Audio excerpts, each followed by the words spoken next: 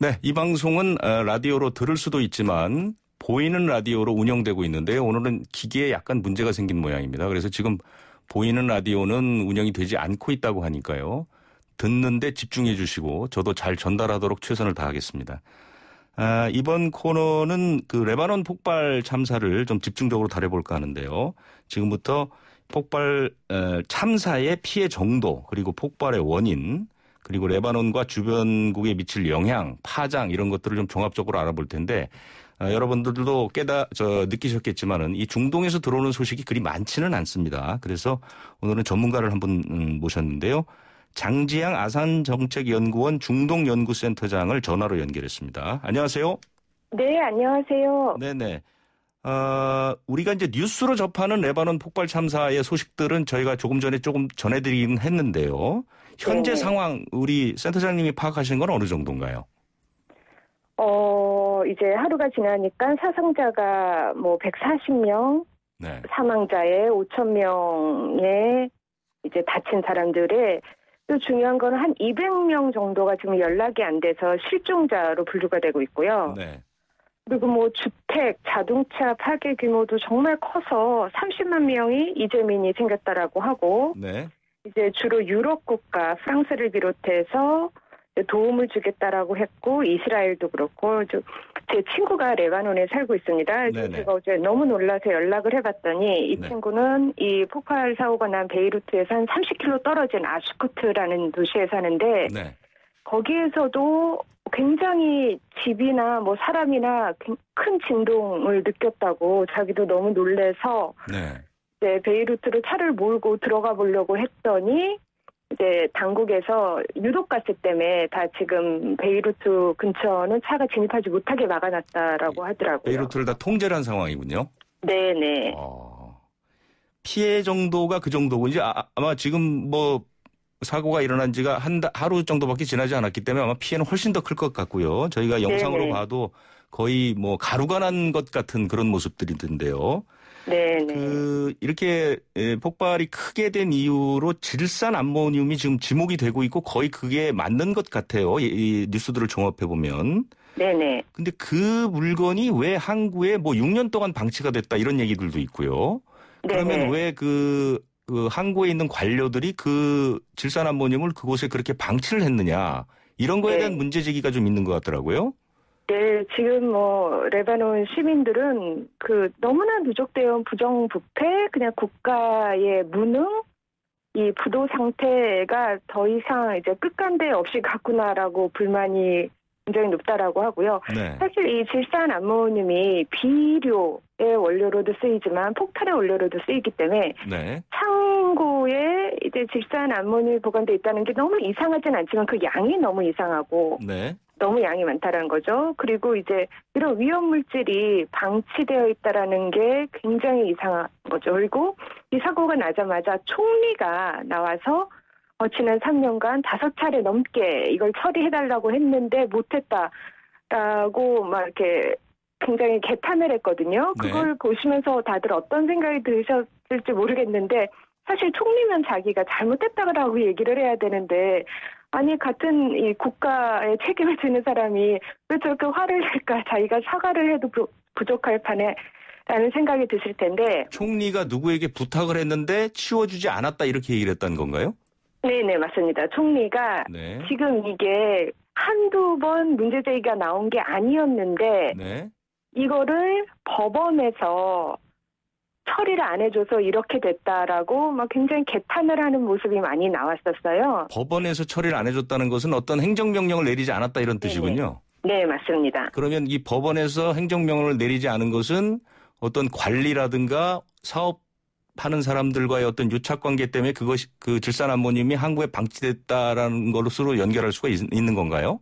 네, 맞습니다. 그러니까 제가 말씀드렸듯이 레바논은 지금 현재 정치적으로는 이 기독교, 그다음에 무슬림 내에서도 순니 시아로 이렇게 나뉘어서 부도 상태고 경제적으로도 지금 IMF 모라토리움 선언 직전 상태이고 그야말로 국가의 실패가 어디까지 갈 수 있을지를 보여주는 사례였는데 어제 그 폭발 사고가 났다는 걸 듣고 저도 드디어 정말 올 것이 왔구나라는 생각이 들었고요. 네. 그야말로 행정력, 치안력 부재하고 국가의 기능이 정말 작동을 못하고 그리고 그 배후에는 이 종교, 종파 간의 갈등 네. 그리고 그로 인한 자기 정파들만 이렇게 감싸는 이 배후에서 나오는 부정부패의 심각도 정도 제가 2016년도에 레바논을 방문을 했는데 제가 가장 충격을 받은 게 그런 나라가 아니었는데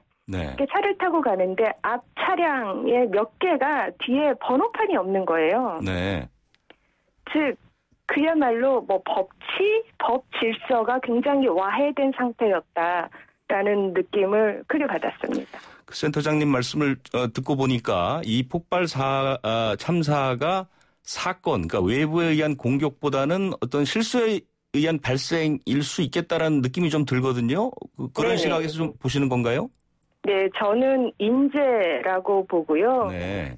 이게 국가의 실패로 인한 결과라고 봅니다. 사실 그러니까 아까 말씀드린 총리가 지금 사태에 대해서 막 개탄을 했는데 총리는 무슬림 중에서도 순니파 계열입니다. 네. 그런데 지금 이렇게 항구 쪽에 질산암모늄을 많이 보관을 하고 그리고 이 행정명령을 내리지 않은 쪽은 시아파예요. 네. 그래서 총리가 막 분노를 했고 사실 레바논의 정치 체제가 이 종교 정파별 확실한 다수파가 없기 때문에 기독교, 그다음에 이슬람 순니, 이슬람 시아가 권력을 나눠 갖고 있습니다. 네. 사실 이게 무슨 레바논만의 특별한 정치 체제는 아니고 네덜란드도 그렇게 했고 벨기에도 스위스도 그렇게 한 협약주의인데 지금 기독교가 45%, 그다음에 무슬림이 50%인데 그중에 순니 시아가 절반씩입니다. 그래서 기독교는 대통령을 맡고 순니파는 총리를 맡고 시아파는 국회의장을 맡는데 문제는 또 이 실질적인 권력은 시아파 많이들 들어보셨을 텐데 무장정파 헤즈볼라가 그렇죠. 장악을 하면서 이 국가 내에 또 다른 국가로 군림을 하고 있고 또 더 나아가서 이들이 이 중동 내에 시아파의 수장이라고 하는 이란의 전폭적인 지원을 받고 있는 이런 프록시 대리 조직입니다. 네. 그래서 지금 일부에서는 이 폭발의 원인을 놓고 헤즈볼라가 무언가를 했을 거라는 얘기도 있고 또 트럼프 대통령은 뭐 외부의 공격일 수도 있다 이런 얘기들이 나오고 있거든요. 이 부분은 어떻게 보시나요?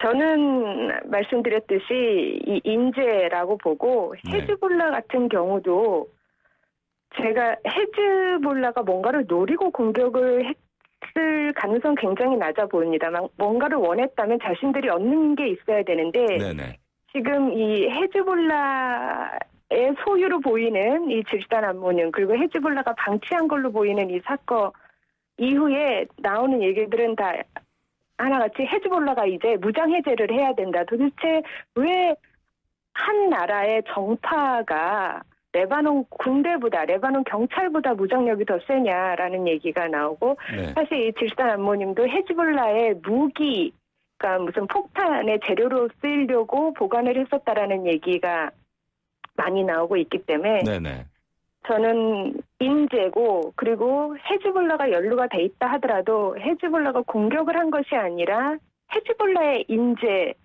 수도 있다라고 생각을 하고 트럼프 대통령이 폭탄 공격이라고 한 거는 저는 잘 이해가 안 되는 것 같아요. 보통 중동에서 이렇게 폭발 사고가 나면 그 배후를 자처하고 나오는 이런 극단주의 테러 조직들이 있거든요. 근데 아직 그렇지도 않고 이 사고를 통해서 뭔가 결정적인 이익을 얻을 단체는 없는 것으로 보입니다. 지금 그 헤즈볼라가 이란과 연결이 돼 있다면 그러니까 아까 좀 전에 얘기하신 걸 간단하게 정리해자면 헤즈볼라는 얻을 수 있는 이익이 없기 때문에 이 일을 벌였을 가능성이 이제 상당히 낮고 그렇다면 그 반대쪽에 있는 뭐 사우디라든가 이란을 생각하면 이제 사우디가 나오거든요. 사우디나 이쪽에서 뭐 직접 하지는 않았겠지만 누군가를 뭐 테러 조직을 시켜서 뭐 사건을 일으켰을 가능성 이 부분은 어떻게 보세요? 저는 그 가능성도 굉장히 낮다라고 보는데, 왜냐하면 만약에 사우디나 그리고 이란을 싫어하는 쪽에서 뭔가를 배후에서 조작을 할 수 있을 가능성은 네. 지금 뭐 사우디나 반 이란파, 반 시아파들도 지금 예멘전에 연루되어 있고 리비아 내전도 지금 자꾸 갈수록 복잡해지는 상황에서 또 다시 이 레바논에 즉 시리아, 이스라엘과 접경을 하고 있는 레바논을 불쏘시개를 이렇게 할 필요는 지금 이 타이밍에서는 별로 없는 것 같습니다. 아, 그렇군요. 그러면 우리 센터장님은 사고일 가능성에 무게를 두시는데 그 사고가 일어나게 된 원인은 뭐 이른바 부패, 네네. 관료의 부패, 뭐 사업가의 부패 이런 고리들을 좀 생각하시는 것 같은데요. 네네. 그 부분을 조금 더 자세하게 설명을 좀 해주시겠어요? 네, 사실 그러니까 이 중동 정치 그리고 레바논을 계속 봐온 사람으로서는 그렇게 놀랄 만한 사건은 아니었습니다. 왜냐하면 아까 말씀드렸던 것처럼 국가가 기본적으로 시민들에게, 국민들에게 제공해줘야 할 서비스를 제공하지 못한 지도 너무 오래됐고, 그래서 작년 말부터 이제 젊은 세대들을 중심으로 반정부 시위가 계속 커져왔었거든요. 네네. 그래서 정말 그야말로 실패한 국가의 상징으로 볼 수 있는 게 레바논이었고, 저는 그 스니파 계열의 총리가 어떻게 5차례 이상 저 지시단 안모님을 처리해달라라는 이 행정명령을 집행하지 않았느냐라는 얘기가 저는 100% 사실이라고 생각을 합니다. 네네. 그러니까 이 레바논에서 무슨 이런 폭발 사고가 잦아요. 그러니까 사실 이번에는 불특정 다수가 큰 피해를 봤지만 2005년 같은 경우에는 또 이제 총리는 스니파가 맡아야 되니까 스니파 출신 총리인 라픽 하리리의 차량을 폭파시킨 또 암살 사건도 있었거든요. 네네. 근데 그 배우는 시아파의 헤즈볼라라고 지금 모든 사람들이 확신을 하고 있습니다. 그렇군요. 지금 레바논의 경제 상태가 최악이라고 여러 번 이제 얘기를 하셨기 때문에 사실은 네네. 이제 이 큰 사고가 일어나면 빨리 그 사고를 수습하고 재건하는 작업이 이제 시급하거든요. 왜냐하면 네네. 난민도 이제 30만 명이나 나왔기 때문에 그런 네네. 작업들이 원활하게 또는 빠르게 착수될 가능성은 그렇게 높아 보이지 않은 것 같습니다. 굉장히 낮습니다. 네. 그러니까 말씀드렸듯이, 그러니까 사실 권력을 평화롭게 나눠 가지고 이제 한 특정 정파에게만 힘이 쏠리지 말라고 이 협약주의라는 걸 했거든요. 순니, 시아, 그다음에 기독교가 돌아가면서 이제 권력을 나누고 이렇게 공평하고 평등하게 국가 운영을 하라라고 한 것이 이 외부 세력들의 관여로 인해서 그야말로 그냥 정파주의, 후견주의, 그러니까 자신들의 정파만 신경 쓰고 그러다 보니까 부정부패가 심해지고 이런 상황이 왔기 때문에 아까 말씀하셨듯이 스니파는 사우디가 뒤에서 적극 후원을 하고 시아파는 이란이 적극 후원을 하고 기독교도들 같은 경우는 유럽 쪽에서 좀 도와주는데, 그래서 그야말로 국가 부도 상태, 경제 위기 상태이기 때문에 게다가 또 이제 이스라엘이랑 국경을 하고 있으니까 이 시아파 무장정파인 헤즈볼라는 이스라엘과 로켓포 공격을 주고받기도 하거든요. 네네. 이런 상황에서 정치, 경제, 안보 어느 것 하나 안정적이지 않은 상태이기 때문에 이제 당장 재건 사업을 해야 될 텐데 그러한 행정 집행을 할 능력이 있는 무슨 관료, 국가, 사회기관, 정부기관이 거의 없다고 보시면 됩니다. 지금 전 세계에서 지원하겠다는 이제 뜻을 계속 밝히고 있습니다. 그러면 이제 어떤 물질적인 지원들이 계속 들어갈 텐데요. 그러면 이 지원된 자원들을 활용하거나 배분하는 것, 이것도 사실은 정부의 몫인데 그 부분도 기대하기가 어렵겠군요. 네. 이렇게 아침부터 안 좋은 소식을 드려서 그런데, 예, 저는 큰 기대는 안 하고 있습니다. 사실, 네. 이 뭐 정치 부도 사태, 경제 모라토리움 선언이 오늘 내일 일이, 어제 오늘 일이 아니었어서 작년에 모든 정파를 떠나서 정말로 그냥 테크노크라트들만 중심으로 긴급 정부를 구성하자, 내각을 구성하자라고 해서 했거든요. 네네.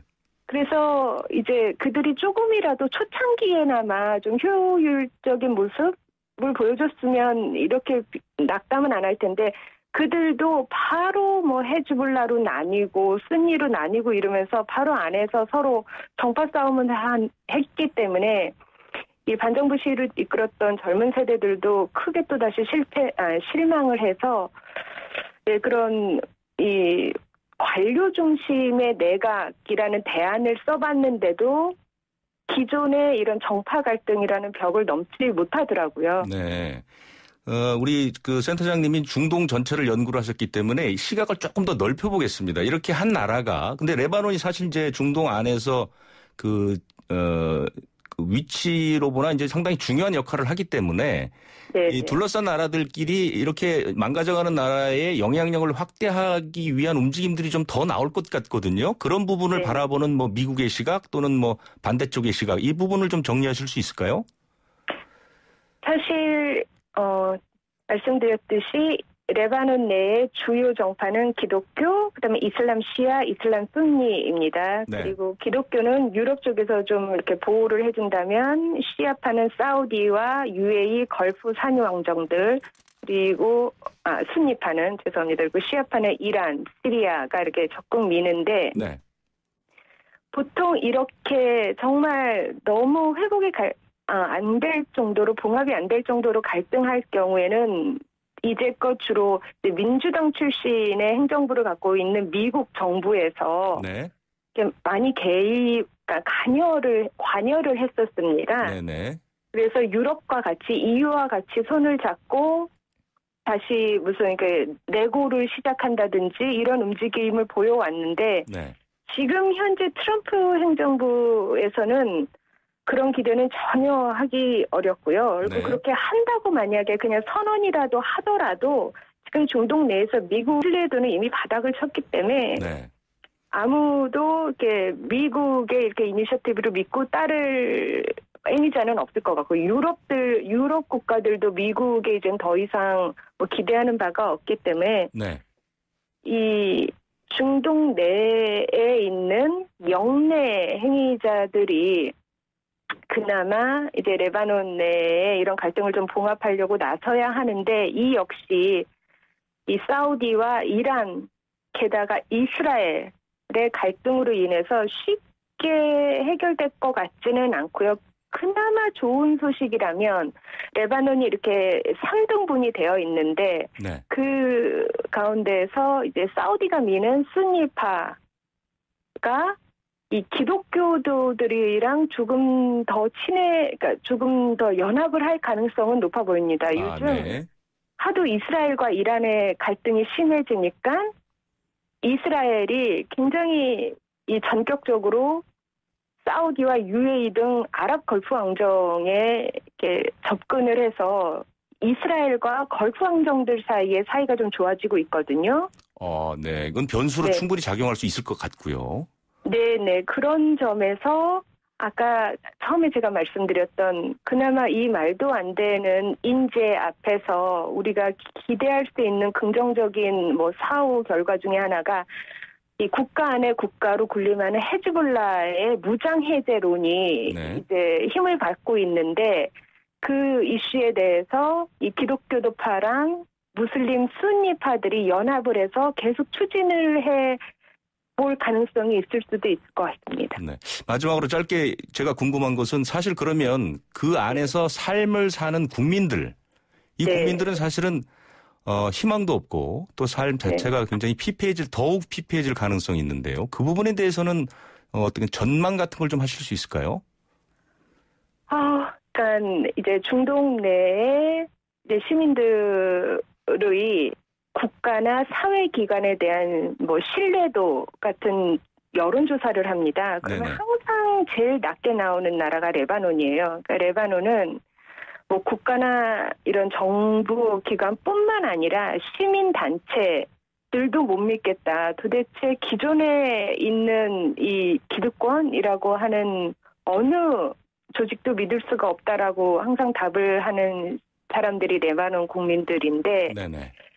제가 볼 때는 이번 사건 이후에 이 레바논에서 그러니까 뭐 이민을 떠나는 사람들이 많이 나오지 않을까라는 뭐 생각도 들고요. 자기 고향을 포기하거나 나라를 포기하는 사람이 더 늘 것이다 이렇게 전망을 하셨군요. 네. 네. 오늘 말씀 나누면서 중동을 깊게 연구하신 분이 한숨을 10여 차례 하시는 걸 보면서 지금 레바논의 상황을 좀 미뤄서 짐작할 수 있을 것 같습니다. 오늘 말씀 고맙습니다. 네네, 감사합니다. 네, 지금까지 아산정책연구원 장지향 중동연구센터장이었습니다. 1부는 여기까지고요. 잠시 후에 2부로 돌아오겠습니다.